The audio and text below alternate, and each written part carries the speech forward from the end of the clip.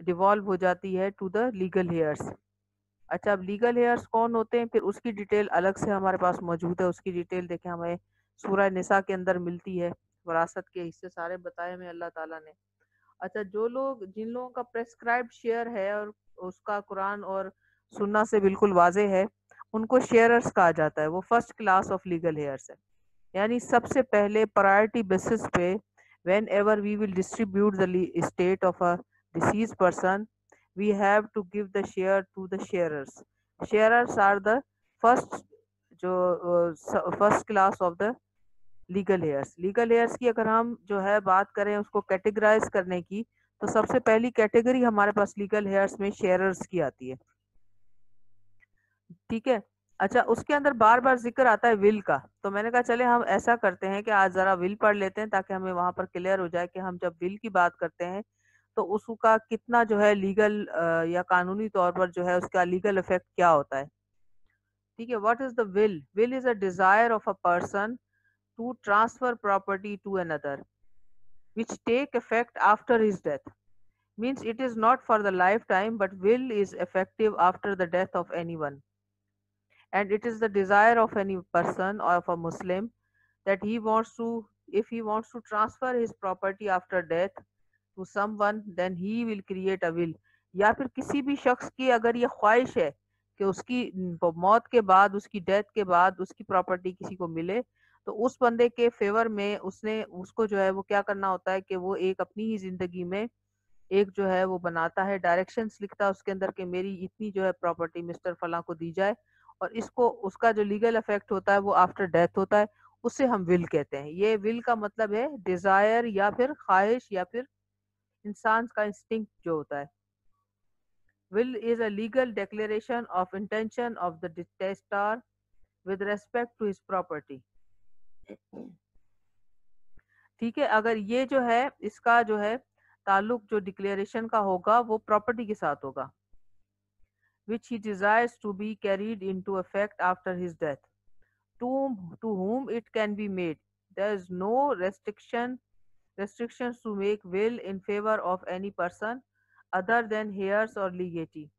It can be made in favor of a person or institution such as a school, a mosque, or a library, etc.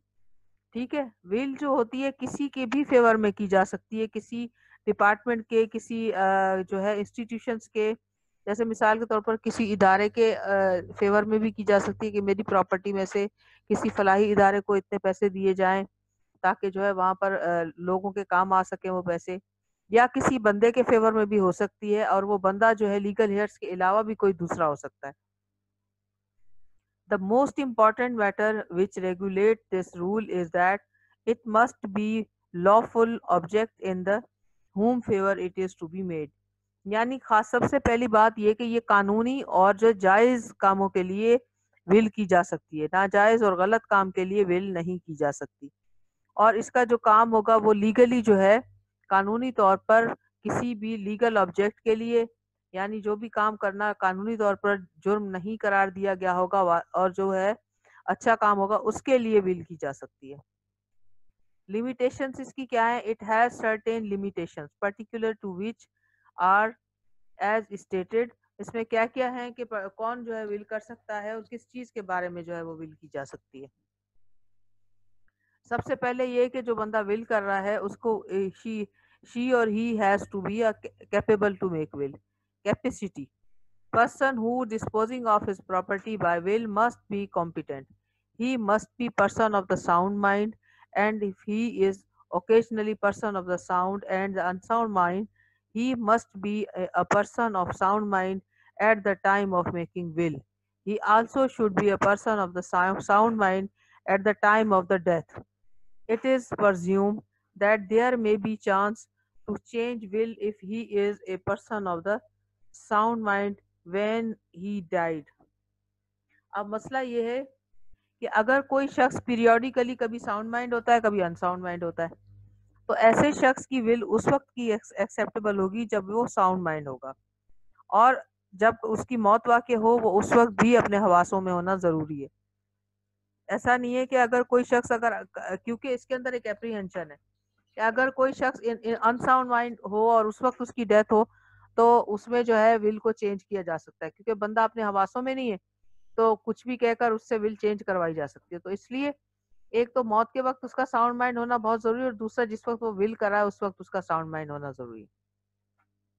ये हम ऐसे शख्स की बात कर रहे हैं जो बीमार होगा, लेकिन otherwise normally a person of sound mind is a capable to make will. और दूसरी नंबर की बात यह है कि एग्जिस्टेंट ऑफ प्रॉपर्टी, यानी जिस प्रॉपर्टी के बारे में विल की जा रही है उसका एग्जिस्ट करना भी जरूरी है। ऐसा नहीं है कि किसी ऐसी चीज के बारे में विल कर दी जाए जो कि एग्जिस्ट ही ना करती हो, या वो प्रॉपर्टी एक्चुअली हो ही ना।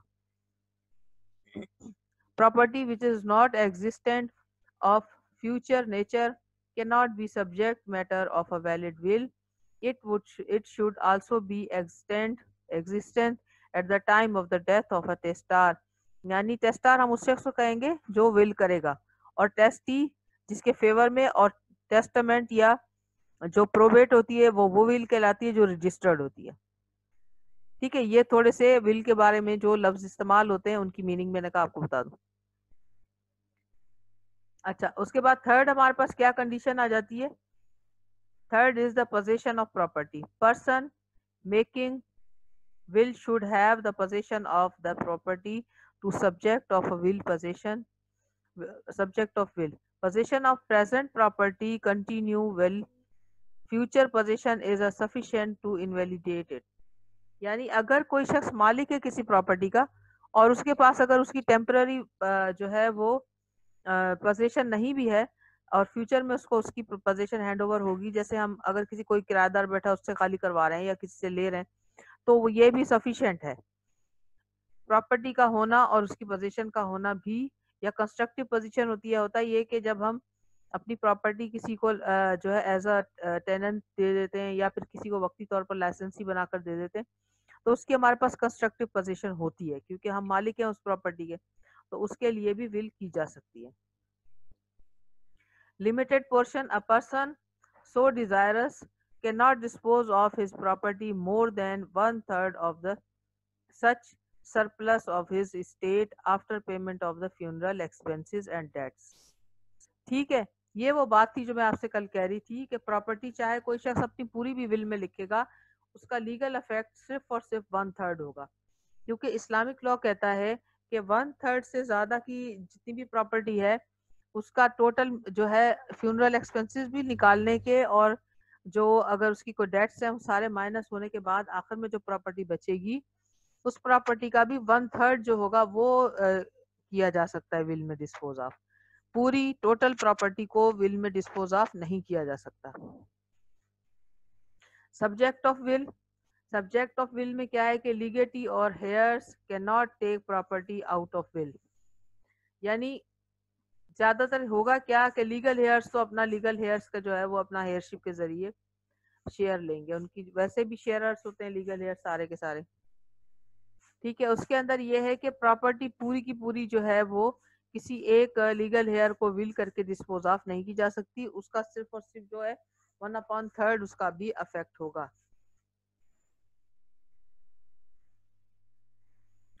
अच्छा, उसके बाद है time of execution. Property in will is delivered after the death of a tester. यानी जिंदगी में वो प्रॉपर्टी नहीं दी जा सकती जो विल के जरिए दी गई है, वो जब भी कभी दी जाएगी वो दी जाएगी after the death of a tester, यानी कि विल करने वाले की मौत वाक़ होने के बाद। अच्छा, उसके बाद कहता है कि no formality, there is no formality to execute the will. किसी के भी विल, किसी शख्स ने अगर कोई विल अपनी की है और उसका इफेक्ट क्योंकि मैंने आपको बताया 1/3 है, तो वो जो है विल उसको एग्जीक्यूट करने के लिए कोई लीगल फॉर्मेलिटी नहीं है कि शनाख्ती कार्ड लेकर आओ और डोमिसाइल कहाँ का होना चाहिए, और इस तरह की कोई फॉर्मेलिटी नहीं है। फॉर्मेलिटी सिर्फ इतनी है कि अगर आपके पास विल है और वो रजिस्टर्ड है, आप यकीन रखते हैं कि ये विल बिल्कुल सही है, तो उसको एग्जीक्यूट करके जितना उसका बनता है लीगल हेयरशिप, लीगल हेयर्स में डिवाइड करने से पहले उसको विल के जरिए दे दिया जाएगा, और उसका इफेक्ट लीगल कितना होगा, वो 1/3 होगा, यानी टोटल प्रॉपर्टी का तीसरा हिस्सा। ठीक है, और अगर प्रॉपर्टी ज्यादा होगी तो ऑब्वियसली वो भी ज्यादा होगा। प्रॉपर्टी कम होगी तो 1/3 भी कम होगा। अच्छा, acceptance, until the subject of will does not accept it, यानी मिसाल के तौर पर जिसके फेवर में विल की गई है वो शख्स अगर लेना ही ना चाहे तो आप उसको जबरदस्ती नहीं दे सकते, उसका एक्सेप्ट करना भी जरूरी है।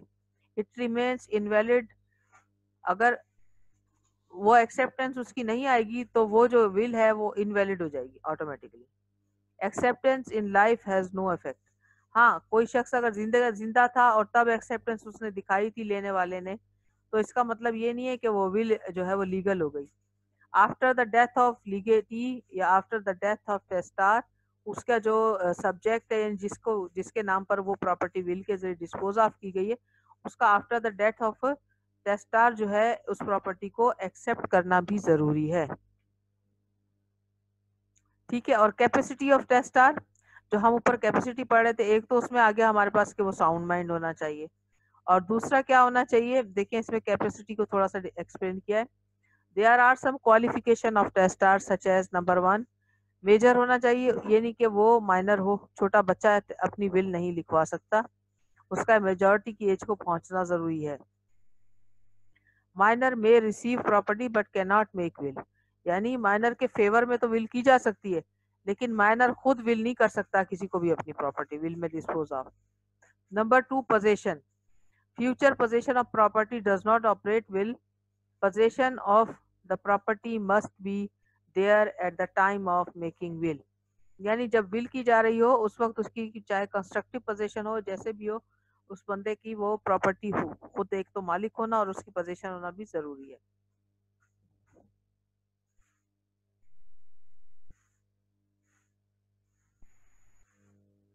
अच्छा जी, थर्ड इसके अंदर आ गया हमारे पास, ये हम कैपेसिटी को डिफाइन करें।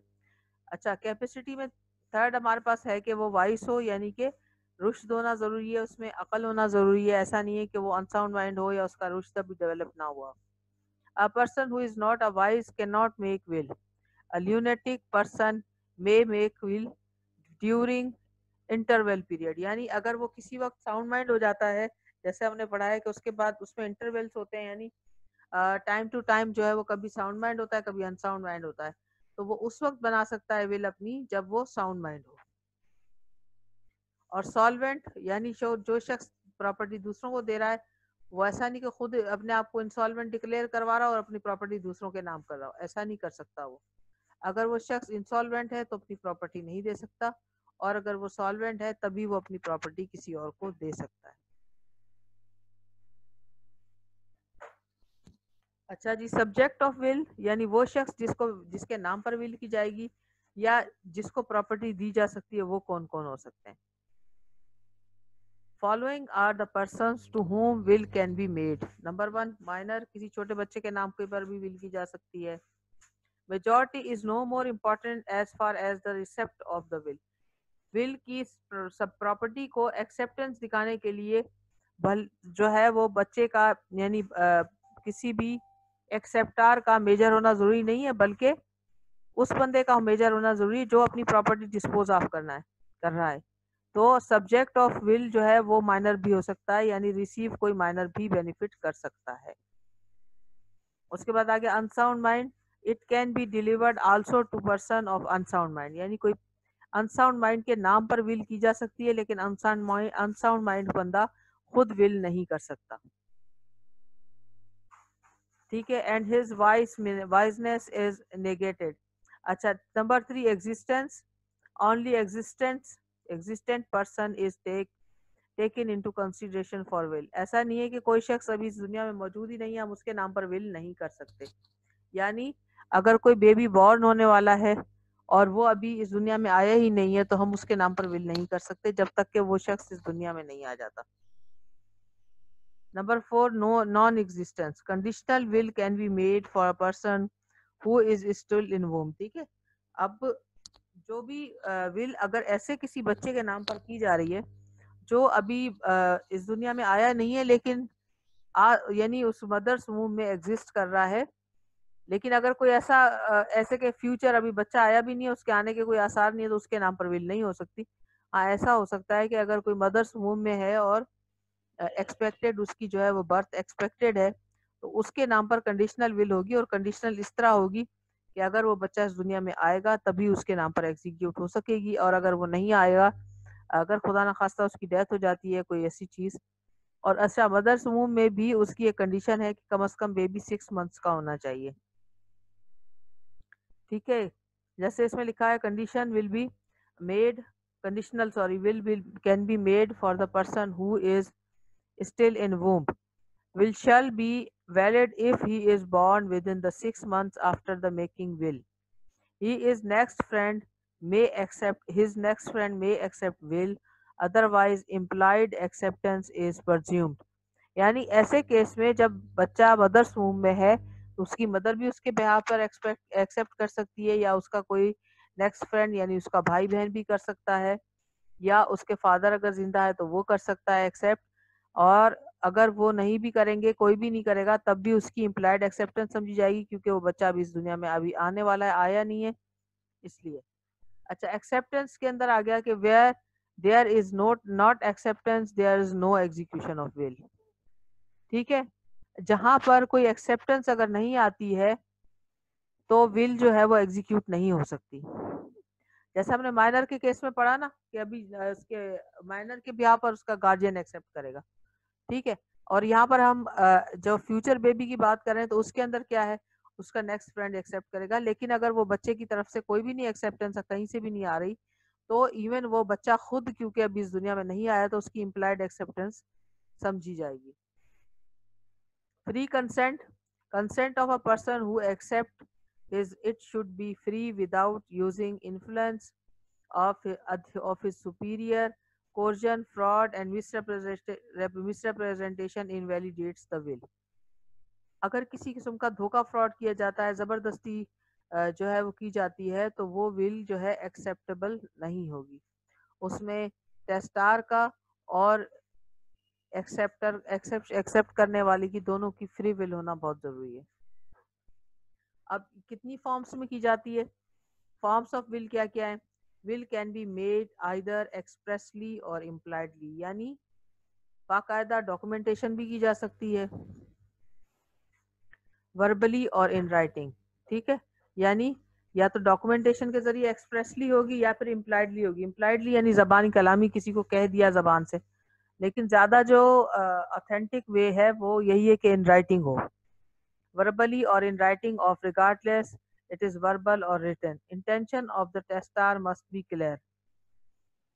ठीक है, जो बात वो कह रहा है वो बिल्कुल क्लियर होनी चाहिए, ऑडिबल होनी चाहिए, समझ में आनी चाहिए बिल्कुल कि वो बात सही है या गलत है या जो भी है, तो वो बात समझने के लायक हो। ऐसा नहीं हो कि वर्ड्स क्लियर ना हो या कुछ। अच्छा, यहाँ तक समझ में आ गया आप लोगों को?